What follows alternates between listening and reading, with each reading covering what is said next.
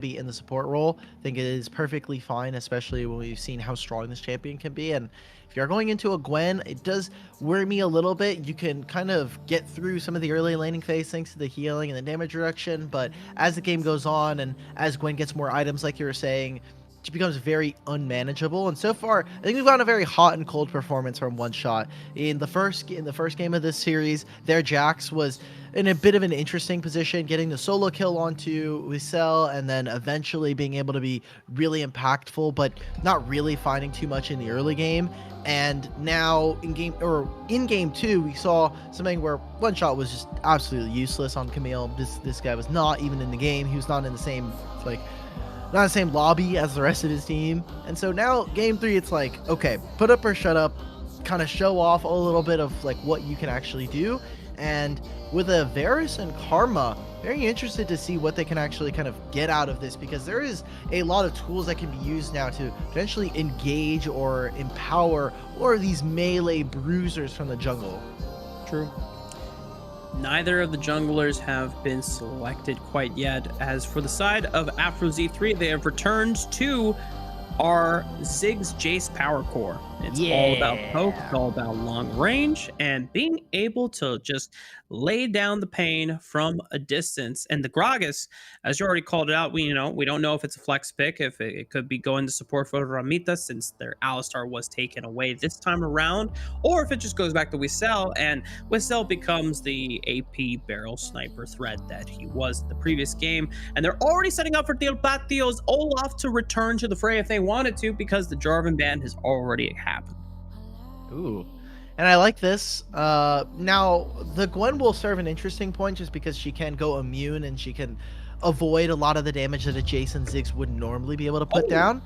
Banning the Olaf themselves. Interesting. So now this is a case of, this is not the only thing that they probably play. This is going to be something that they really need to think about. Like, okay, what junglers are they going to be able to go for? I think eyes are going to be on that Vi. We talked about it in the last game, but they didn't pick Vi. They picked for Olaf instead, but Vi gives them some more of that engage, especially trying to get into the back line. For the side of Superiority now, we need to see some tanks. We need to see some people that are going to be able to set up some damage, and it's going to have to come from your jungle position at this point, because not many of them are available in mid lane. And you look at support, you've got a Karma. You are kind of hurting for someone to stand up in front and really lay down some crowd control. And they were really determining whether they wanted to go for the Camille or for the Vi, because I imagine that the idea is either of those champions have a point-and-click ultimate that locks down one priority target, and you can easily combo that with both an explosive cast from afar or a mega explosive bomb from afar. But I think with the Vi's being selected, not only you brute force your way through everyone else with just as easily, but this also determines that, hey, we are going to save this as our jungle pick, whereas the Camille, probably not as great of a jungler, and it would have had to go into the hands of Wissel, and also flexing the Gragas away. This allows Wissel to keep the Gragas for himself in this composition. Interesting. More and more of this draft is unfolding, and I feel like I am very confused. Varus now and Tristana. Tristana should be going over to Gone, and a Varus mid means that they're going to try and match poke for poke. A lot of that range that Varus has always been known for, and if he is going for more of a hybrid or going for AP, then we can start to see him start to rival things like the Jace and the Ziggs. That is some way that you can try to get underneath them if you can't get on top of them, is just fire from a longer range than they can interact with you. Try to outrange these champions. Nautilus has been something that has been banned every single game, and I know you want to talk about the Riven. I think, is this going to be our jungle Riven, or is this going to be top lane Riven? Yeah, it could either be the jungle Riven or the jungle Gwen, but more than likely, we have seen the Rivens do fairly well. I mean, this, for us, Riven is like a champion that we've seen time and time again flex between jungle and Baron lane since the early days of the Wild Rift scene here in NA. Summer Series and WNS had plenty of very, very strong and potent Riven junglers. If you think about T-Tigers and Tybe, Molly, when he eventually, I mean, even Molly was a great Riven player once he started jungling towards the end of 2022. Trying to think as well, some others.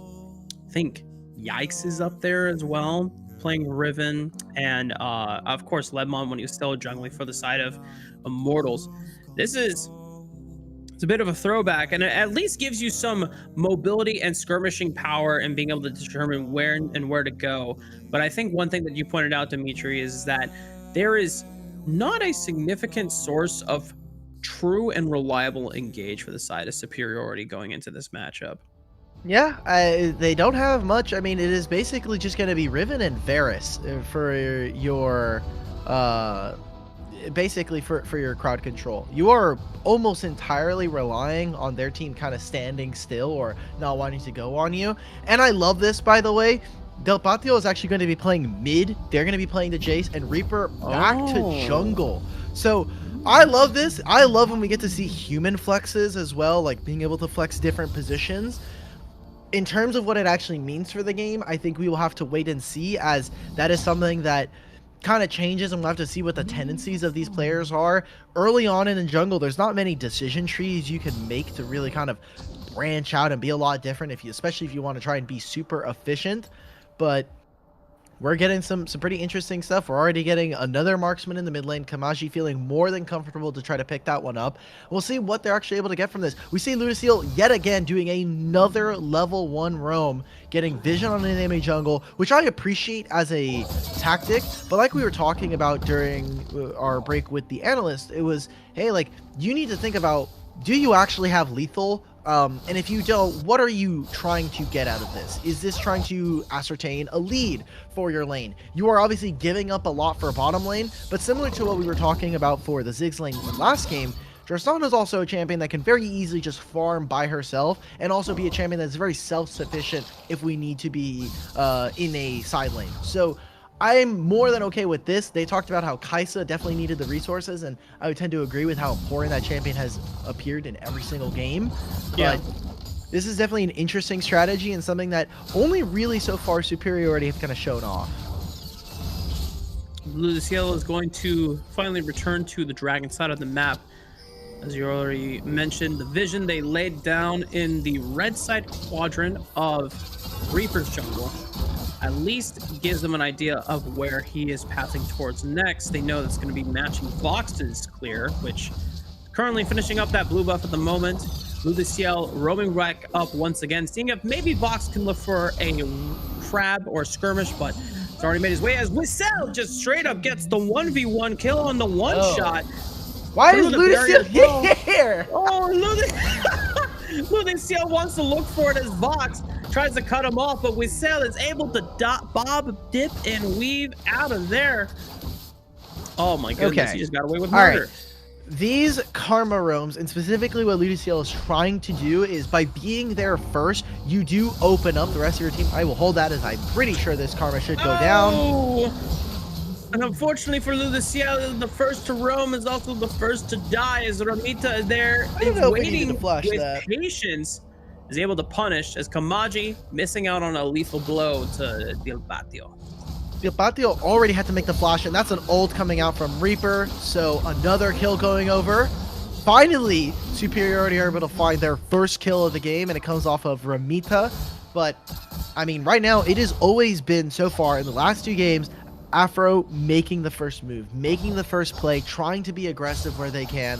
And so far, Wissel found their solo advantage and then lived. You see in the mid lane, Del Patio actually took a reset because he got chunked, comes back, and they're able to find a kill there. So a great job in the early game, and I really wanted to see if Superiority were going to try to match something or try to go for aggressive plays, and doesn't seem like that's it. Hecaton's down 2. There's the flash. Flash for flash, Hecaton and gone.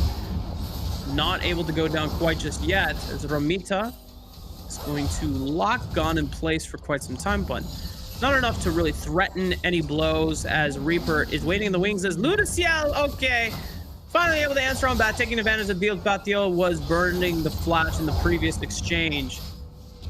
Everyone's collapsing for this dragon play right now, though, so they need to be very careful. Reaper does not have ultimate. Ramita, same thing. So winning the mid matchup for right now, or at least winning it for Kamaji, is great. That's what we expect when your support is roaming like this. When you're trying to get away from the bottom lane, when you're kind of sacking your dragon laner's ability to have agency or farm and try to contest the wave, this is what the kind of level you need to be at. When you're not doing anything, when Ludiceel roams top lane and doesn't find a kill, or roams mid and they're not able to do anything, you're just trading experience. And especially if Del Patio's by themselves, if Wesel's by themselves, they're getting solo experience, and you're really starting to cut into that as the support. So they need to be looking they need to be looking much more sharp. They need to be very more intentional with these plays. I feel like Ludiceel has the right idea, but the intentions are not quite there, and we're seeing that in the execution. We got Dragon and Herald coming up in the next 25 seconds as well. Taking a look here at the item spikes. So far, a couple people have finished theirs. Vox with the Black Cleaver, Shield both gone. But it does mean that they have bypassed completing tier 2 boots, which we know that is a huge spike in this era of Wild Rift. And so far, it seems like APHRO the first ones to the punch for this Rift Herald. Look at how they're setting up right now. Jace pushes in the Baron wave, so it forces Superiority to either come to the Herald or have to match the lanes, and then suddenly you have a numbers advantage. One thing here is Weasel has not quite moved over, just now making their way onto this top side of the map, and while this is happening, they're keeping control of mid, of Baron. So APHRO are feeling more than comfortable, just say like, cool, we'll buy time. It's on you as Superiority to really try to make that play, and because they don't have any crowd control, they don't have something like a Vi or a Jarvan, they cannot pull the trigger, and it is so difficult for them to walk into Fog of War. Yeah, it's just like what we discussed in draft phase, right? There's no real ways for them to force an engage other than Vox walking up. But if he walks up, then he just gets blown up by the rest of the members of APHRO Z3. So that's a free Rift Herald. That's a free jungler down. And Superiority are now starting to feel the burden of how they compose this draft. It's so dangerous because usually when you're talking about making a play for one of these major objectives, the point is, hey, we're trading on one side of the map. We're going to grab the Rift Herald, but the enemy is going to get the dragon. It's an Ice Dragon. We already talked about how useless that can be. And not only that, but you've now given the Ziggs team Herald, which this means that the mid-tier one should be going down. Vox tries to find something, gets the flash out of Ramita, as well as the exhaust out of Hexaton. So they'll just be able to revisit this, come back in. We get to see the Ice Drake reform the map. And I had to look this up because I have not seen Ice Drake before today. So I had to make sure that I was up on my knowledge. This is really cool. I love that there's little pockets where you can kind of use like for different movement speed. Obviously, I think we should just get the Hex Tech Dragon at this point. You just get the Hex portals and you can travel around the map. I think it's a much better mobility thing. But this is, I think, more impactful than whatever the hell Cloud Dragon was before. Yeah. Now, here's my question. Did you ever figure out what do the snowballs do? Because I've hit those things and it just fires a snowball and I don't know what it's supposed to be. Oh, well, actually, a couple patches ago, they made it so that it doesn't work for noobs. So I'm sorry that you haven't really been able to. The rest of us have been able to experience a snowball. I can't tell you. Oh, it's just something that you right. you either know or you don't. And unfortunately, this is a moment where you don't. I'll just leave then. My bad. Yeah. This stream is not noob friendly, I fear. So it's not a good, safe place for me. Yeah. There's a lot happening there. There was Del Patio finding the kill onto Gwen, so that side lane pressure that we were talking about potentially being a thing is less so. Gone and, you know, Kamaji, they had a small advantage, but that's really started to dissipate as more and more kills have been found. So now it's 6-2. They're up 6,000 gold at 8 minutes. They got the first dragon. They got the first herald. APHRO are looking more than poised and ready to kind of continue their dominance in this game and potentially start to stamp their mark on the series. Chain of Corruption goes wide from Kamaji. The rest of the members of APHRO Z3 trying to hammer down this tower. One shot taking a bit of damage to the face from Hexaton with that Mega Inferno Bomb. So now they are getting ready for positioning around this bottom quadrant jungle. There's no dragon to be had for quite some time, but as you already mentioned, It's all about the pressure game, trying to stranglehold the rest of the members of Superiority from being able to play around the safety of these outer structures because they are slowly going to fall. All right, I looked it up for you. I looked up what the snowball does. So, Please. frozen fruit. Destroying the fruit will throw a projectile in the aimed direction. If an enemy gets hit, they get stunned. It works similarly to Sejuani ult, and the stunned enemy will be invulnerable. That sucks. Yeah, never mind. They're right. This Drake sucks. We get ability haste, and we get like the worst fruit in the universe. So it's a disengage, basically. You just Kind of. It's a mini. One of our producers saying is like a mini stasis. It's basically like a. But actually, now that I think about it, it's like a way worse Bartle. yeah.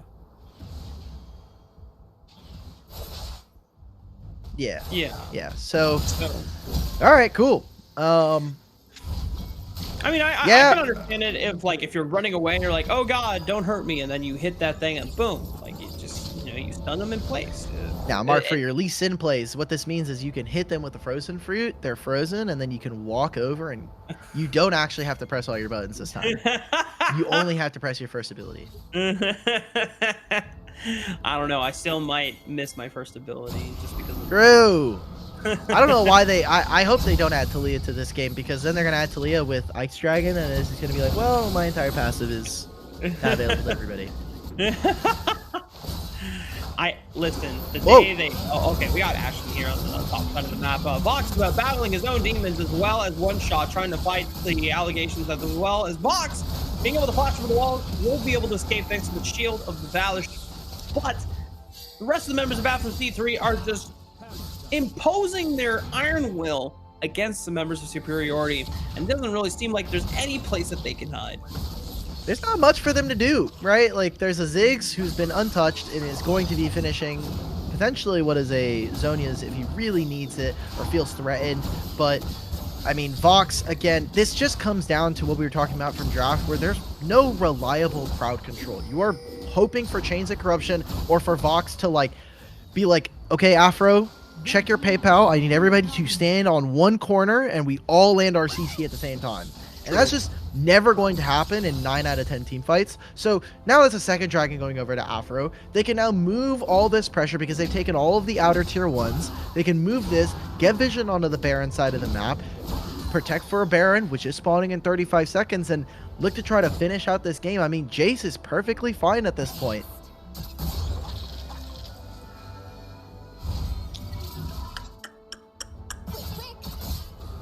That's the clock of this game slowly winding down for the side of APHRO, or for Superiority.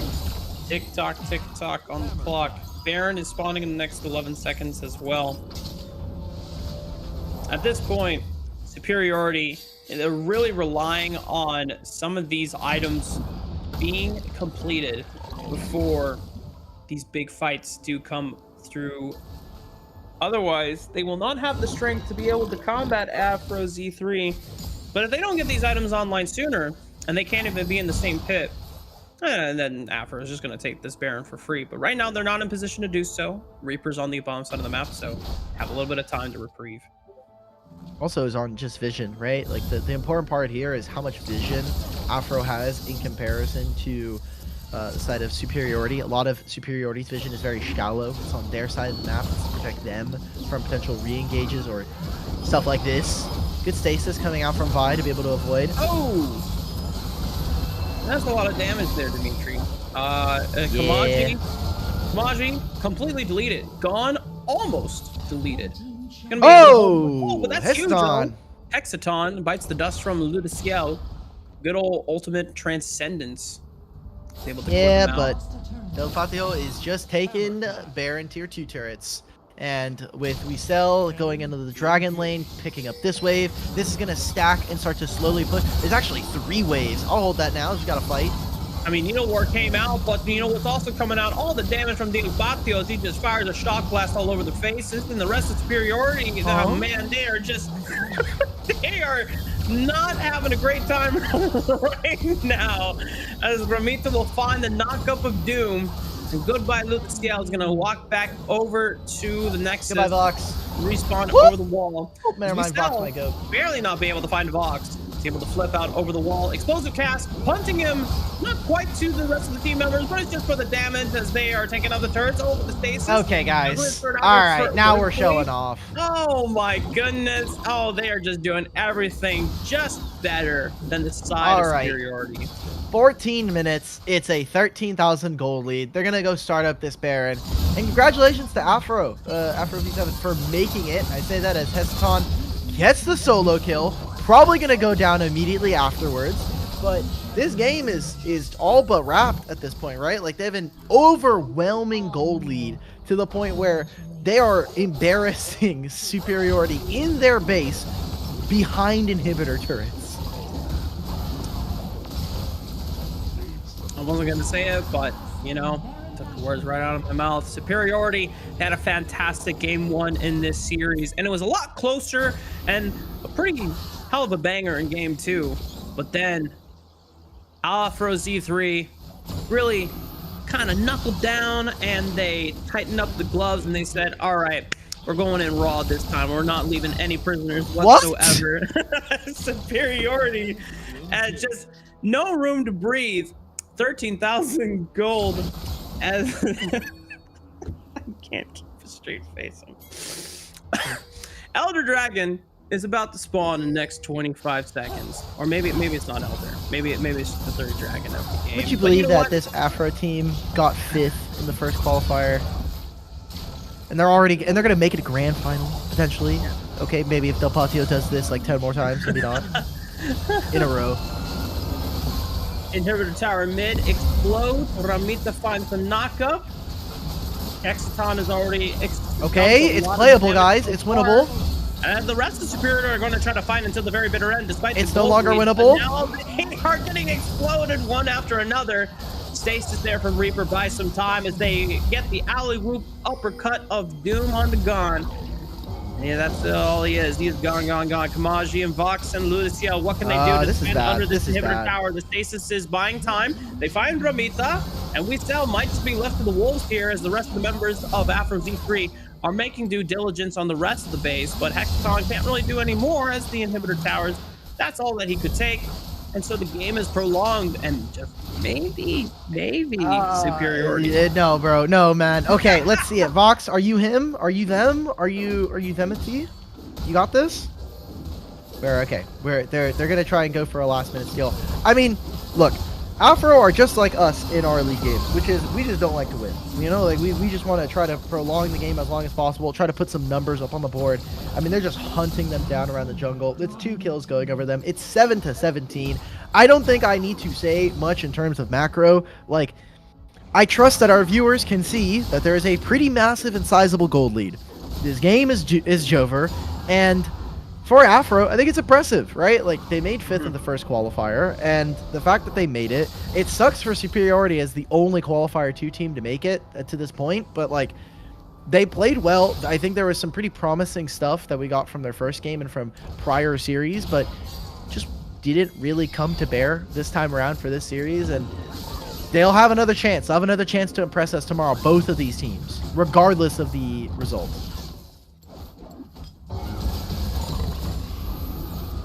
The last nails in the coffin being hammered in by APHRO Z3 as they make their way through the inhibitor tower easily, and now they just want to brute force down this Nexus tower. Transcendence buys some time. Del Patio taking a lot of damage. Ramita forced to flash away as well, but Vox is taken out. And the fighting, once again, Superiority, as valiant as it is they're finding members here.